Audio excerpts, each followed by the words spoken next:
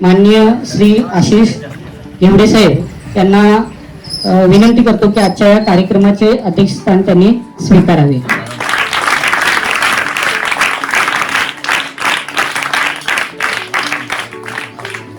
कोल्हापूर परिक्षेत्राचे विशेष पोलीस महानिरीक्षक सुनीलजी फुलारी साहेब यांना विनंती करतो की सर्वांनी दीपप्रज्वलन करून या कार्यक्रमाची सुरुवात करावी.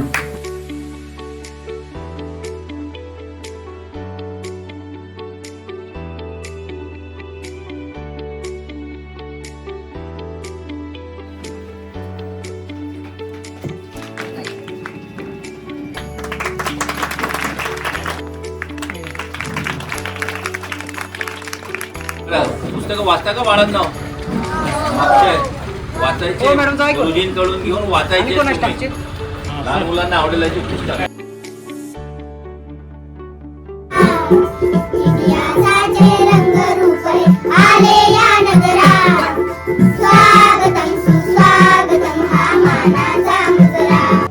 आपल्या कोल्हापूर परिक्षेत्राचे विशेष पोलीस महानिरीक्षक आमचे मार्गदर्शक माननीय सुनीलजी फुलारी साहेब इथं आलेले आहेत. त्याबद्दल सर्वांनी प्रचंड टाळ्यांच्या गजरात अगोदर त्यांचं स्वागत करूया.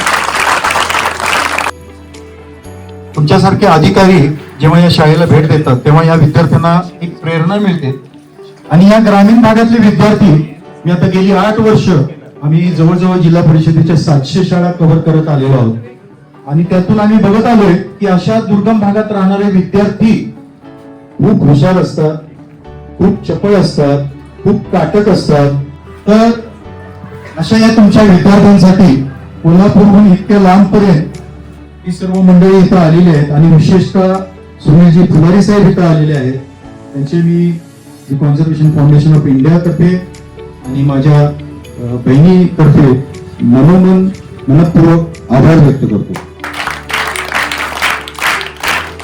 मी ही गेली 8 वर्ष ही माझी बहीण आहे प्राची केतानी. म्हणजे शाळा सुरू झाली की त्यांना स्कूल बॅग, खाऊ, स्टेशनरी आणि आता थंडी मायेची ऊब बनवून स्वेटर्स आणि तुमच्यासारख्या दुर्गम भागातल्या मुलांना खास करून विशेषतः जिथे कोणीच जात नाही, जिथे कोणी पोचत नाही अशा ठिकाणी जाऊन त्या मुलांना हे चांगलं साहित्य देऊन शिक्षणाप्रती त्यांचं आवड अधिक वाढावी या दृष्टीने आमचा प्रयत्न आम्ही करतोय. कोण सांगेल महाराष्ट्र राज्याचं राज्यफूल? हा कोणी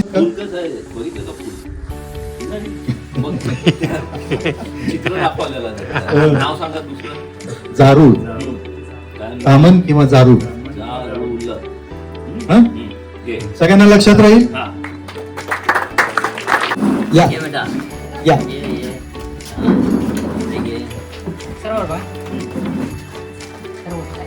प्रदूषणाचे प्रकार: वायू प्रदूषण, जल प्रदूषण, ध्वनी प्रदूषण आणि भू प्रदूषण. प्रचंड आवड आहे त्यांना, प्रचंड.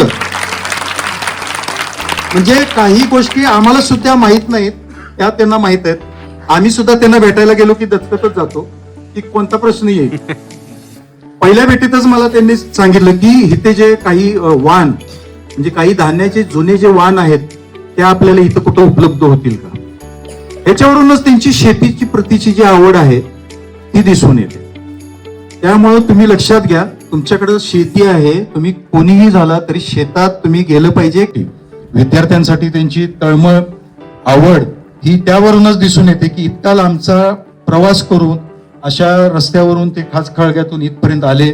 त्याबद्दल मी त्यांचा मनपूर्वक आभारी आहे, ऋणी आहे. त्याचबरोबर आप्पासाहेबांचे सुद्धा मी आभार व्यक्त करतो. सर्वच उपस्थितांचे मी आभार व्यक्त करतो.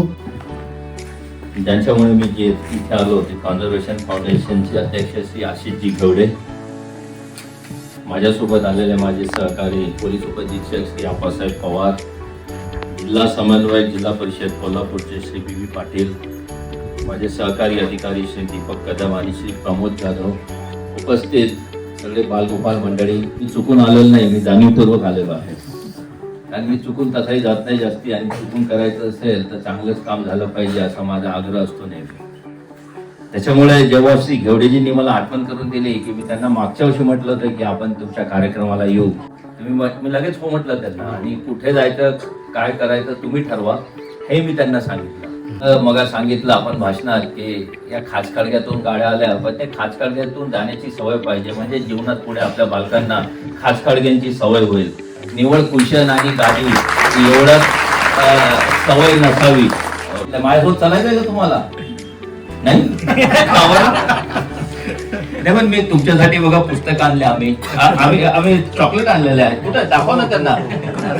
पोलिसांपासून तुम्हाला भीती वाटते की बरं वाटतं पोलीस बघितल्यावर? सांग. तिकडे मागे तिकडे कोणाला भीती वाटते हात वर करा, खाली करा. आणि कोणाला बरं वाटते हात वर करा. हा, हे काही चांगले मुलं आहेत त्यांना चॉकलेट देतो. ठीक आहे ना? तुमच्या आई वडिलांनी चुकीचं सांगितलंय तुम्हाला, गुरुजींनी सांगितलं असेल, जेवले नाही, झोपले नाही, अभ्यास केला नाही तर पोलिसांना बोलावतो असं सांगितलं असेल, चुकीचं सांगितलंय. आम्ही असं काही करत नाही. की तुम्ही विचारलं की कोणाला काय काय व्हायचं आहे, मुलांनी बऱ्यापैकी हात वर केले, पण 50% पेक्षा कमी मुलींचे हात वर कोणालाच आले नाहीत वर. मुलींनी असं का? खेळाडूसाठी नाही, कलाकारसाठी नाही, आर्मी नाही, पोलीस नाही. का बरं? मुलींना काहीच व्हायचं नाहीये. कारण मुलींनी जर शिकल्या तर एक घर पूर्ण शिकतं. म्हणजे तुम्ही म्हटलं मग की इतक्या दूर आलो, मला इतकं दूर येण्याचं हे नाहीये. उलट अशा ठिकाणी जाण्यासाठी लोक भरपूर पैसे देऊन जात आहेत सध्याच्या युगामध्ये. जर तुम्ही बघाल तर प्रवास करून तिथे राहण्यासाठी, होमस्टे साठी, झोपडीत राहण्यासाठी आणि हे नाचणी खाण्यासाठी लोक भरपूर पैसे देत आहेत, जे तुम्ही खात नाही. इतकं चांगला परिसर आहे तुमचा, रमणीय दऱ्याखोऱ्या आहेत, हा वारा चांगला वाहतो आहे, हिरवळ आहे, झाडं आहेत, जंगली पशु पक्षी आहेत. गवे येतात का इकडे? कोणी बघितलं? हातवर करा सगळ्यांनी. कुठे इथे जवळच येतात का शाळेच्या? खाली करा. शाळेत ऍडमिट करून घ्या. तो सुतार जेव्हा झाडावर बसलेला असतो माहित आहे? नाही, त्या मुलीला सांगायचं काय? कोणी हातवर केला?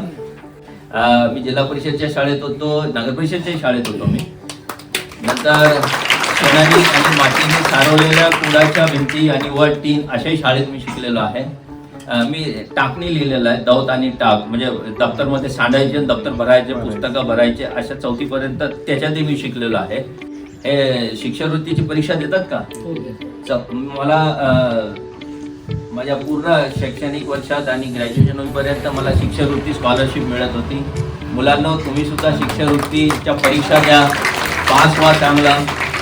नंतर खेळांमध्ये मी शाळामध्ये तुमच्यासारखं असताना खो खो, व्हॉलीबॉल हे खेळायचो मी माध्यमिक. इतक्या गरिबीतून किंवा या दऱ्याखोऱ्यात शेतीत कामं करून तुम्हाला आपले आईवडील शिकवतायत, गुरुजी मेहनत घेत आहेत या भागात राहून, इतक्या दूरवर येऊन ते राहतायत.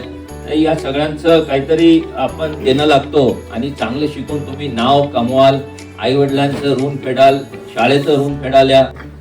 आज श्री आशिषजींनी आणि त्यांच्या फाउंडेशननी आपल्याला या थंडीमध्ये काही घालण्यासाठी म्हणून स्वेटर आणलेले आहेत. आणि माझ्याकडून तर मी सांगितलं मी चॉकलेट आणि पुस्तकं देणार आहे. या सगळ्या भागातल्या विद्यार्थ्यांना माझ्या हार्दिक शुभेच्छा आणि मला इथे घेऊन आल्याबद्दल मी आपला धन्यवाद व्यक्त करतो. डायल 112 112 हा नंबर कोणत्याही फोनवरून लागतो. केव्हा इमर्जन्सीमध्ये गरज पडली तर कोणता नंबर दाबाल तुम्ही? 2. आणि मुलींना पुन्हा मी सांगतो, कोणती अडचण आली, काही शंका वाटली, काही भीती वाटली तर केव्हाही आमच्या अधिकाऱ्यांना आपण कृपया संपर्क साधा. माझ्याकडून आपल्याला नवीन वर्षाच्या हार्दिक शुभेच्छा आणि आपल्या सगळ्यांचा आभारी आहे. धन्यवाद. जय हिंद. मुलांनी सुद्धा त्याची दाद घेतली असेल की असे पोलीस अधिकारी जर असतील तर असे पोलीस अधिकारी वारंवार आपल्याला भेटावेत आणि वारंवार आपल्याकडे यावेत. कारण